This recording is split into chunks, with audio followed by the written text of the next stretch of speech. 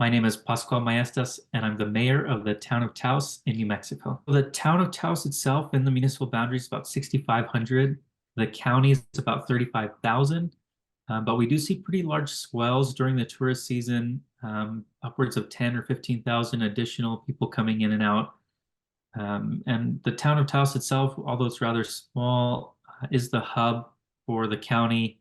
So during the day, we're swelling to about 10,000 in terms of workforce. Taos is known for tourism, but I think outside of that, there are a lot of industries within Taos that are hidden, that Taos isn't really well known for, but they are prominent sectors of the workforce. Some of them are manufacturing, light manufacturing. We've got some pretty big name brands that you may have heard of, Humble brands.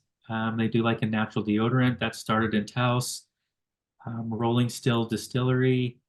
They've got a large following and are starting to branch out into manufacturing and canned beverages. So we've got some well-known but um, relatively hidden small manufacturing. UNM Taos has a program called Taos Hive, and it's a relatively new program, started in the last couple of years, really focusing on micro certificates in the IT and software and remote work industry to help our young people find some meaningful work and be able to stay in Taos. Um, we recognize we've got a very strong broadband sector. This is one of the key strengths of Taos is very good connectivity. And we're trying to leverage that. UNM is trying to leverage that to create some opportunities. UNM Taos is working on creating a trades program. So, welding, plumbing, framing, kind of general construction. So that's in development. Expanding the housing supply is very important. That's kind of what we're seeing. But what we're looking at is creating mechanisms to ensure that the homes that are built are made available for locals.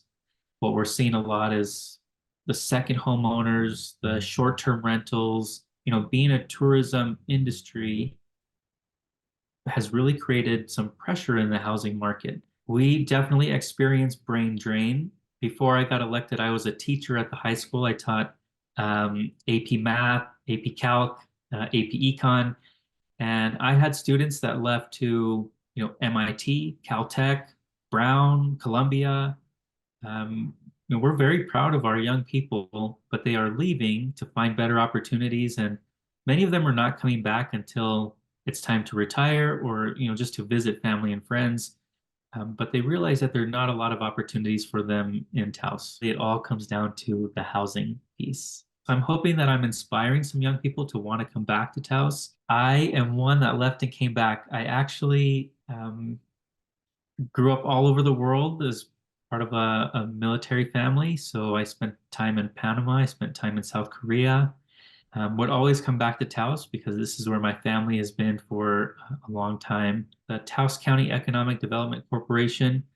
This is a local nonprofit that is bringing back what we're calling the mobile matanza. Matanza is a word that we used to use for butchering of animals, a time when everybody would come together as a community and process an animal.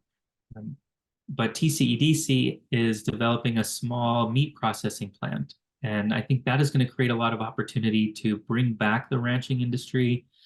Right now, our farmers and ranchers have to travel several hours to southern Colorado to process their meat. And it takes two trips. They have to let the animal hang Mm. and be processed.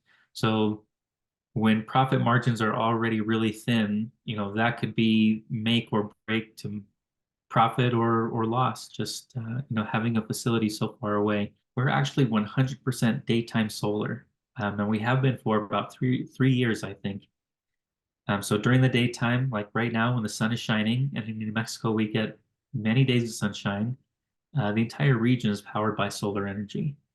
So we're very committed to sustainability. I have to give a lot of kudos to Luis Reyes, who is the executive director, the CEO of Kit Carson Electric, who really took some risks many years ago to get us to this place that we're at now. Being that I'm not running for re-election, I'm not worried about trying to make everybody happy, which we can never do.